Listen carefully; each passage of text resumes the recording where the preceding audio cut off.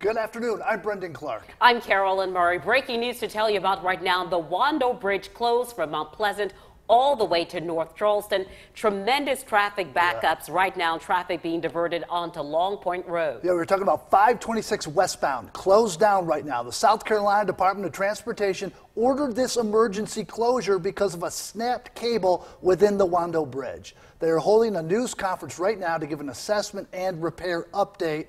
We want to go now there live to hear what they're saying, Madam Secretary. Right now. First off, give you a little history of the bridge. This bridge is was completed in 1989 via design build construction. It carries about 35,000 vehicles a day. It's the only segmental box bridge we have in South Carolina, and what a segmental box bridge is a bunch of concrete segment blocks that are held together by cables, and I'll show you some examples here shortly of what that looks like on the inside. In October of 2016, we had a cable that was damaged in the same location. We actually came out, did a repair plan. We closed the truck climbing lane as a result of that damaged cable back in October 2016. And in addition, we implemented a very rigorous inspection and testing program as a result of that damaged cable that was found. That rigorous inspection and testing program includes a weekly site review on the internal of both the eastbound and westbound bridges. And this morning, during that weekly site review, a snapped cable was discovered.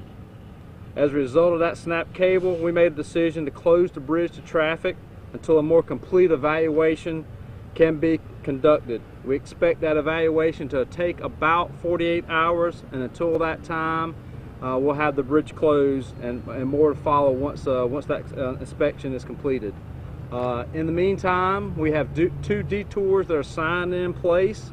Our first detour is 17 North, the SC41, the Clements Ferry Road, back to 526. The second detour is 17 South across the Ravenel Bridge out to I-26 westbound as well. We are working in partners with our local law enforcement, Mount Pleasant PD, City of Charleston PD. Also, beginning this week, we work with the State Ports Authority. They're going to adjust the gate terminal times at the Wando terminal here next to us to not coincide with rush hour. And with this, I'll kind of walk through where we had the ruptured cable. So here's a picture, a close-up picture of the cable that was actually ruptured. You can see the numerous strands and just kind of what that rupture looks like.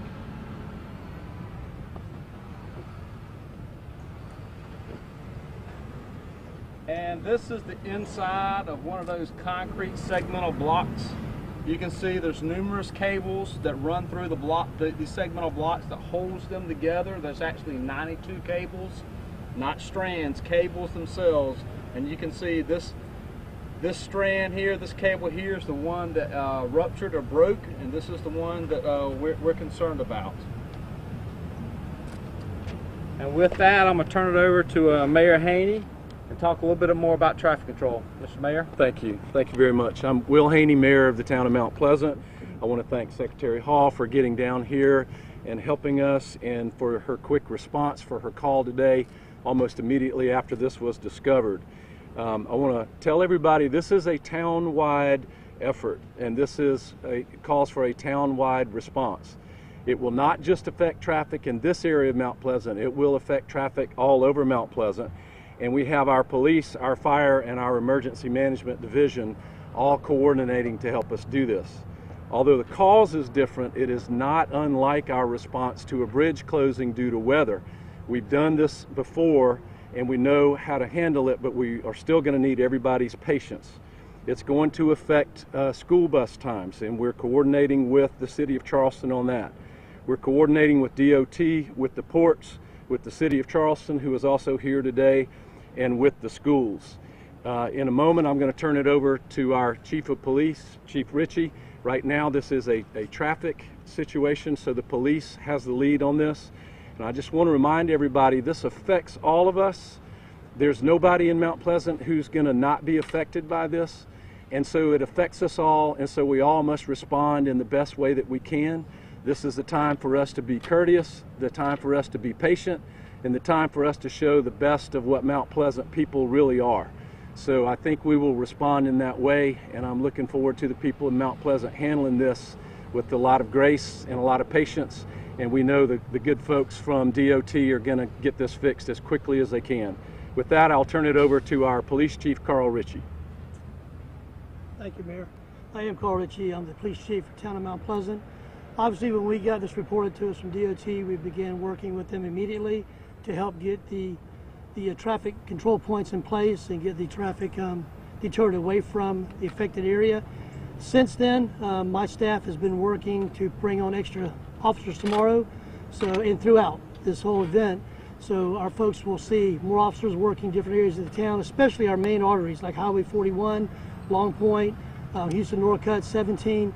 Our intention is to keep it flowing as best we can. If we have to override lights, we will, to keep traffic moving. I've also contacted all of our towing companies that are over here in the town. I've actually got them placed in 3 different sections of the town during rush hour specifically, but throughout the day. So as you know, if we get a fender bender or any kind of wrecks, they can really mess things up. So our intent is to have those trucks there immediately, as long as patient care has been handled, to remove cars and get roads open as quickly as possible. We've also coordinated with our fire department, made them aware of the issue so they can make any adjustments they need to do with their fire equipment to ensure they can have the proper response. And as the mayor said, been working closely with Charleston City Police Department and their chief, because we know the traffic won't be able to go across 526. We'll have to go across the bridge as they leave here into Charleston City. So we're working very closely with those partners to ensure as smooth as can be. Again, just reiterate the mayor said, be patient, know we're out there, and we're going to do everything we can to keep traffic flowing. I appreciate it.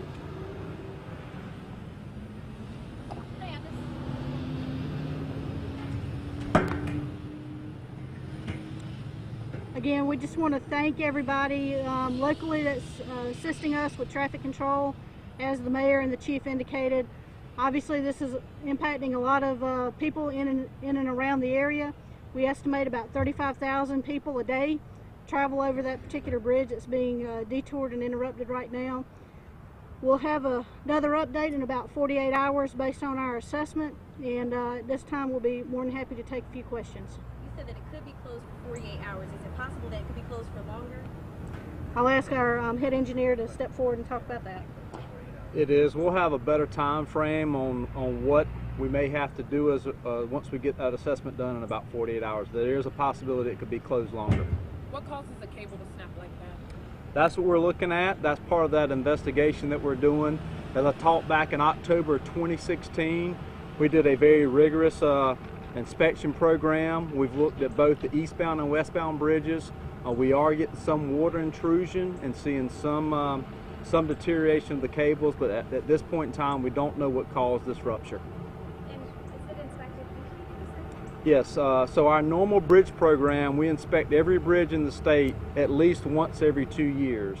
But based on the damaged cable we found in October 2016, we actually go out and we do a site assessment every week inside of both the eastbound and westbound bridges. At any point, do you suspect that the eastbound lanes will be closed? There's no indication at this point in time to have any plans to close the eastbound bridges, no ma'am. So when was the last time that this bridge was inspected? Would it have been last Monday, or? We actually found it this morning. We actually found this ruptured tendon this morning, but the full 2-year complete inspection for both the eastbound and westbound was actually completed last month. There's no indication of any type of rupture at this cable last month, but we had that weekly site inspection was done this morning, and it was found this morning. So you all were here inspecting it last week as well? We were. We do weekly site reviews of both bridges, and that was part of that weekly site review that we found this morning, this ruptured tendon. How much manpower will it take to repair this? I don't have that information in front of me. We did do a similar repair back in October of 2016. Certainly we'll have to see what the assessment tells us over the next 48 hours of what we'll need to do to get the bridge open to traffic, but I can assure you that the DOT folks, all of our national experts are working around the clock to complete the assessment. As soon as we have that information, We anticipate it takes us about 48 hours. We'll get that information back out to you. Thank you all very much. Appreciate you being here.